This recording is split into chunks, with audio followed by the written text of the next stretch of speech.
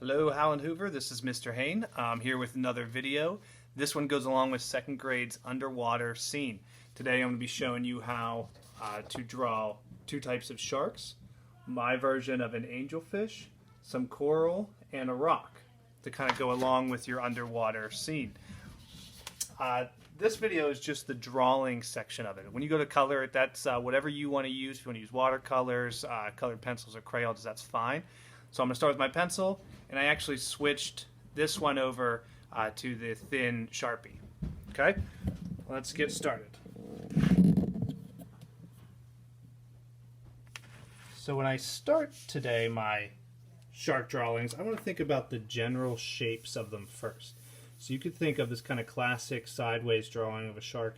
We have a large oval, kind of like thinner oval for the body, and in a series of triangles for the fins. Alright, so for this first one, I'm going to start off with an oval shape. I'm going to make this one a little bit wider though, an oval shape for the body, and then I'm going to kind of make these triangle shapes for the fins.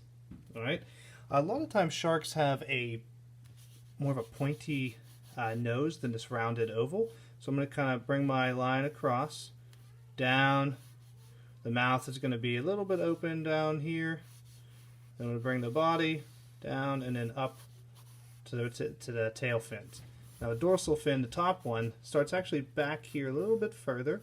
Draw my triangle, draw down to the fin. Now for my tail fins, I like to typically make my upper tail, the upper portion a little bit longer than the bottom. Some sharks have it as a much more distinct feature, but I just think it looks kind of neat. So for this one, once I have this drawn, I want to put the eye kind of right here above where the jaws meet. Then I can add my teeth in. I have the 3 gills here, and then before the dorsal fin is where my 2 side fins are going to be. Okay, once I have those drawn, a lot of times great white is kind of separated by this line, it separates its light underneath, and then its darker upper body. After that, can outline it all carefully with my Sharpie.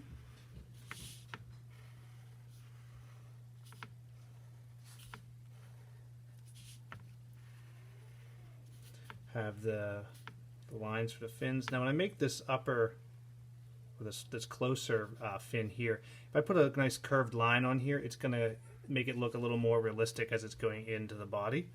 So I have the jaw here, this one comes down to a point, connects up here, the eye.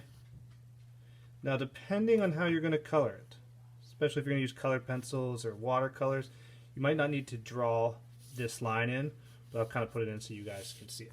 Okay, so that's the classic version of the shark. The next one is kind of this one where it's swimming, where you're looking at it underneath. This one is a little more dynamic, but again, it's made up of the same kind of simple shapes. This oval shape for the body, and then kind of a triangle for the tail here, triangle for the fins. So when I make this one, I'm going to start with the oval for the body. Now for this fin, I want to go on this side of the oval, and as I come down, it starts to curve in. I'm just going to kind of keep that curve going, because this is going to kind of roll right into its tail fin.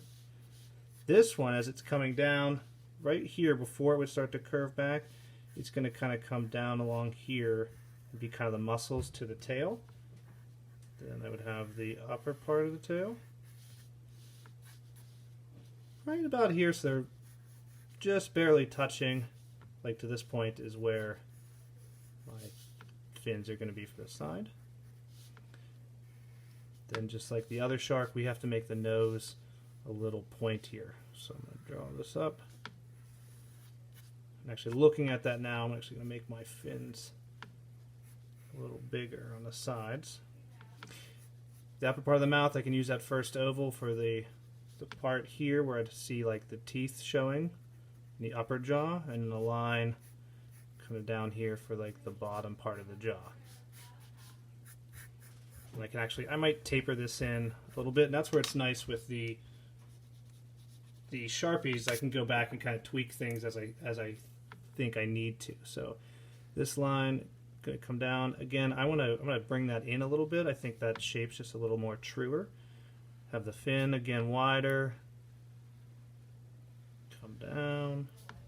This one's going to be here again, a little wider. Bring this line in.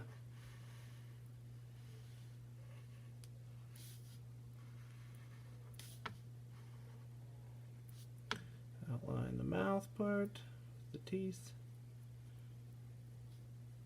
You don't really see any teeth for the bottom one because you're looking up. So there's our second version of the shark. Now the angelfish, this one's kind of like my own version of it, but it's really just a large kind of triangle shape for the body and then a smaller one in the back with some exaggerated points for the fins. So when I make this, I'm going to start with, I can block in that kind of large triangle shape and a small one for the size. What I like to do is start with the front of the face, and I actually have it kind of more straight up and down until it gets to the top part. When I come down, I think this part's important for the face of it, is as I'm coming down with it here, I'm going to have it flare out just a little bit, like this, for like the mouth part. Come back a little ways, the back part of the mouth, bottom lip, come down to here. Now when I come to make my fins, I want them to be kind of like wispy and long. So I kind of draw them here. I make a couple little almost like feathery cutouts as it comes back into the body. Same thing with long and wispy. Comes back. Tail fin. Again, it's going to be long and fan-like. Here, they have lines for their camouflage that I usually bring behind the eye that's here. Make the eye larger, just again be a little more friendly. The highlight, dark part here, little bump for the eye, brow line. Now here's where they're going to be its side fin. It's going to kind of mimic the tail fin, kind of like long, wispy with these parts. That camouflage part would come down here. I'd have another section that'd be here, and maybe one more for the rear fin. Okay, so looking at it now, I'm going to outline it. But as I'm going, I actually think I want the front of the face to come out a little bit further. So I just draw right over that, bring my bottom line out a little bit.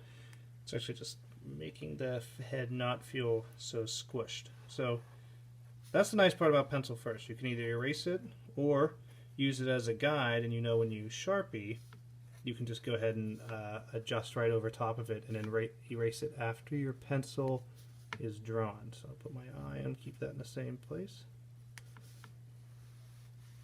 Keep my camouflage the same. This fin, maybe a little extra wispy, some lines coming down here.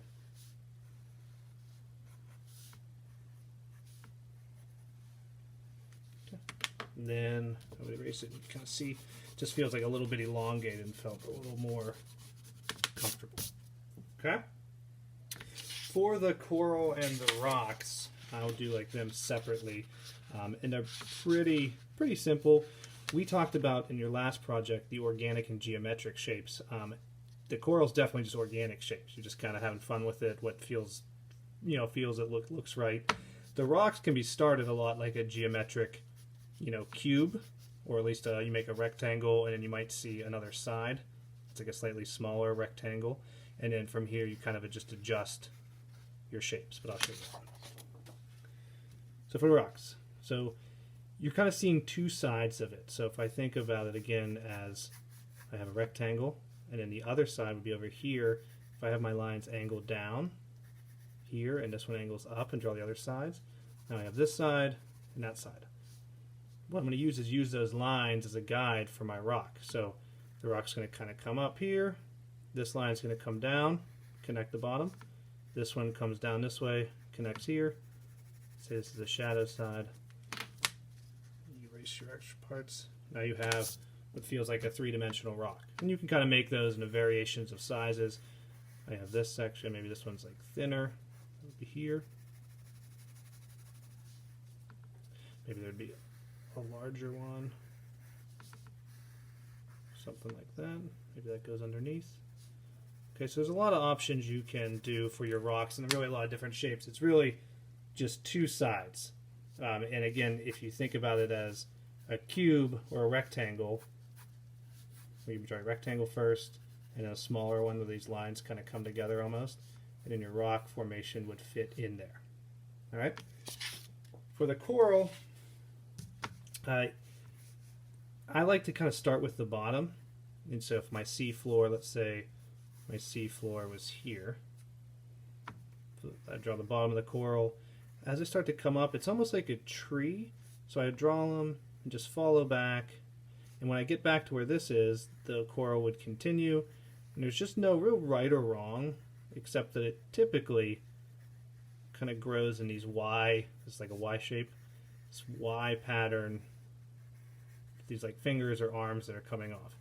And one thing that's neat that really brings it home to a coral is they often have in the center, you can draw, there's a hole like a cutout.